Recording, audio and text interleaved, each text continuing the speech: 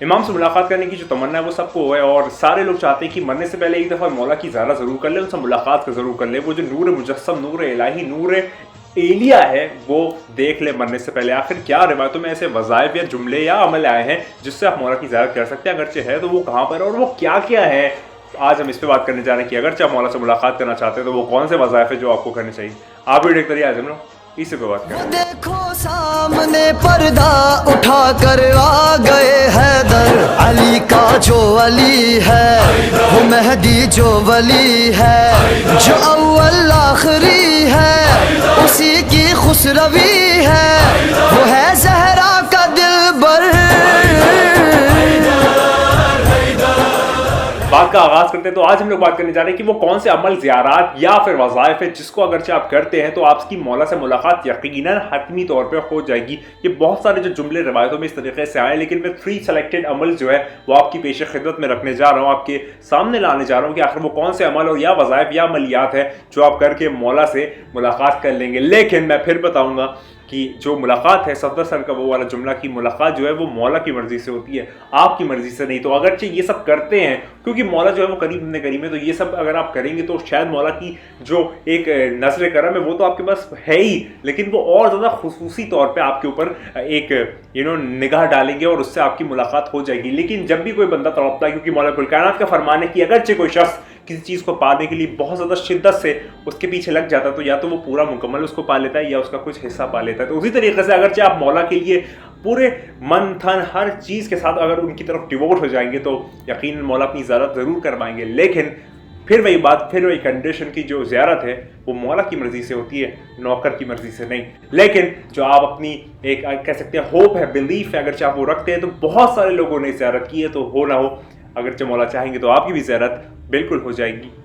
तो इस पे बात करते हैं, चले मेली अमल या वज़ाइफ पे चलते हैं। वज़ाइफ तो उनके थोड़े से लोग एक्साइटेड हो जाते हैं, थोड़ा सा चिल्ला कशी आप लोग कहते हैं ना, कुछ लोग बहुत ज़्यादा एक्साइटेड हो जाते हैं। चलिए उस पर बात करते हैं कि आखिर क्या वज़ाइफ है और क्या क्या रिवायतों में जुमला है। रिवायतों के जुमले में समेट के आपको 3 चीज़ें बताने चाह रहा हूँ, आखिर वो कौन सा है। तो पहले पे बात करते हैं। तो रिवायतों में जुमला आता है और लोगों ने इसको एक्सपीरियंस भी किया, आजमूदा अमल है कि अगरचे कोई शख्स 40 थर्सडे की रातें, 40 थर्सडे की रात अगरचे मस्जिद कूफा में जाता है और वहाँ पर जाके अपने आप को सारी चीज़ों में, इबादत में मुलव्वस करता है, कुरान की तिलावत में मुलव्वस करता है। उसके जहन में जो मकसूद है वो मौला की ज़ियारत होता है, तो वो ज़रूर यकीनी तौर पे मौला की ज़ियारत कर लेता है। हो सकता है आखिरी दिन हो सकता है बीच में हो सकता है पहले दिन हो जाए, वो मौला की मर्जी पर डिपेंड करता है कि वो आपसे मुलाकात कब कर लेंगे, आपकी एक जो दिल में तड़प है उसको देख के। लेकिन वो मौला की मर्जी से होता है, आपकी मर्जी से नहीं होता। तो ये वाली एक फर्स्ट चीज़ है कि अगर आप थर्सडे नाइट 40 लगातार बिना किसी ब्रेक के, तवातुर के साथ, तकरार के साथ अगर आप मस्जिद कूफा में जाते हैं तो हो ना हो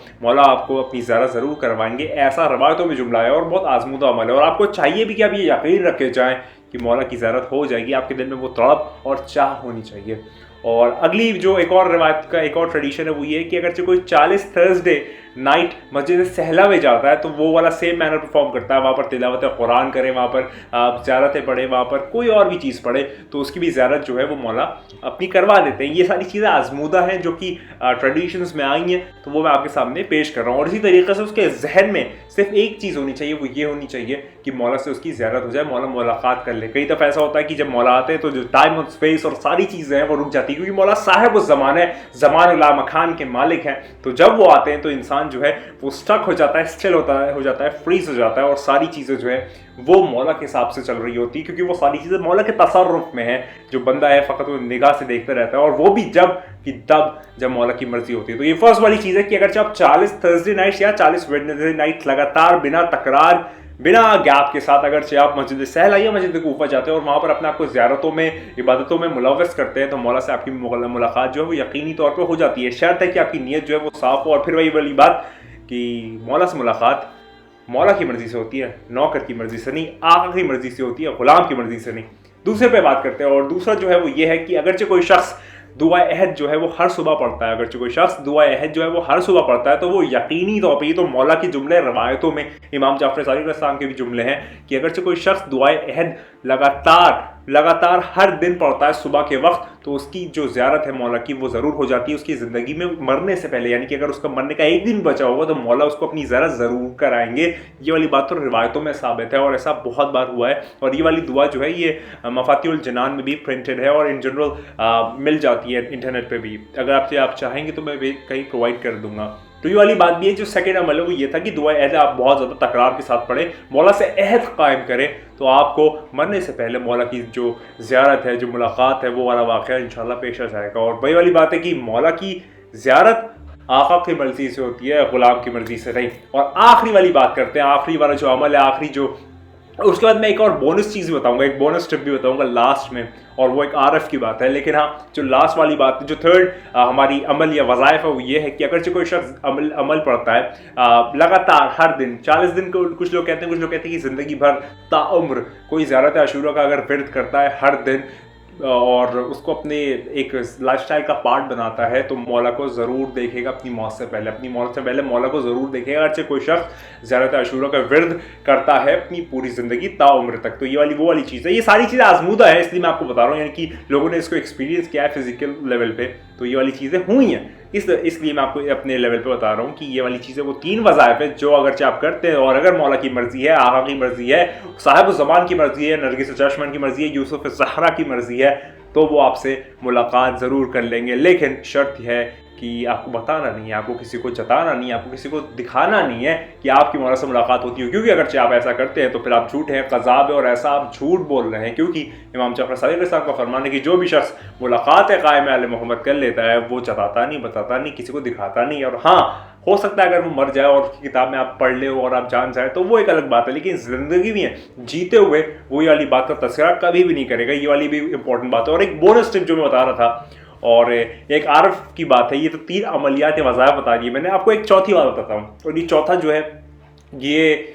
आरफ़ों की बात है, जो थोड़े से दरवेश टाइप के लोग होते हैं, थोड़े से मलंग होते हैं मौला की, उनकी बात है। वो ये बात है कि अलमदार शाह साहब फरमाते हैं कि अगर आप कुछ ना करें, कुछ भी ना करें, और सिर्फ मोहब्बत को अपने अंदर तारी कर ले, मोहब्बत को इतनी शिद्दत के साथ मौला को महसूस करें कि आपको हर लम्हा, हर एक वक्त मौला की याद सताए, तब मौला आपसे ज़रूर मुलाकात कर लेते हैं। लेकिन वही वाली शर्त है कि मुलाकात जो है वो मौला की मर्ज़ी से होती है, आपकी मर्ज़ी से नहीं। लेकिन ये सबसे आसान अमल है कि मोहब्बत को इतनी ज़्यादा शिद्दत के साथ आप महसूस कर लें कि आप मोहब्बत से मुवद्दत तक का सफ़र करें, और उसके अंदर मौला के ऐसे ऐसे उलूम और इरफान आपको वो देंगे कि आप समझ भी नहीं पाएंगे कि ये क्या, कैसे, मैं कहाँ से, किस तरीके से तब्दील होकर कहाँ पहुँच गया। ऐसी ट्रांसफॉर्मेशन, ऐसी डिस्क्रिप्शन आपके अंदर आ जाएगी, ऐसी ओरिएंटेशन आपकी हो जाएगी, लोग आपको देख के कहेंगे कि यार हो ना हो ये मौला का बंदा और इससे मौला की मुलाकात होती होगी। जैसे हम कहते हैं कि अलमदार साहब कभी अपने लफ्ज़ या अपने मुंह से नहीं कहते कि उनकी मुलाकात मौला से होती है, ये नहीं होती, लेकिन हमें ऐसा महसूस होता है उनके चाल चलन से, उनके हाव भाव से, उनकी बात करने की गुफ्तगू के अंदाज से, उनकी रफ्तार और गुफ्तार से, उनके सारी एक मुकम्मल जिस्मानियत से कि हो ना हो इस बंदे की मुलाकात मौला से ज़रूर होती होगी, क्योंकि उनकी किरदार में वो बातें दिखती हैं, उनका जो एक ज़िंदगी जीने का तरीक़ाकार है उसके अंदर वो सारी चीज़ें आती हैं। तो वही वाली बात है। लेकिन उसमें फिर आखिरी शराइत ये होती है कि जो मुलाकात है वो आका की मर्ज़ी से होती है, ग़ुलाम की मर्ज़ी से होती है। हम जो है वो ग़ुलाम है, हम उनकी रैयत है। मौला जब चाहेंगे मुलाकात कर लेंगे, लेकिन आपकी शिद्दत जितनी बढ़ती जाएगी उनकी नज़र करब उतनी नज़दीक आती चली जाएगी। वो करीब अपने करीम है, वो बहुत ज़्यादा करीम है।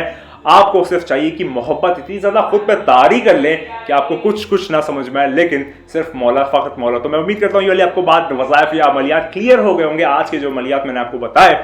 और याद रखिए कि सब मौला की अता है, वरना हमें कहाँ पता है। सब मौला की अता है, वरना हमें कहाँ पता है। और हमेशा एक ही बात कहूँगा कि तू नहीं है, बस वही है। खुदा को याद करो यार, खुदा को याद करो। खुदा हाफ़िज़।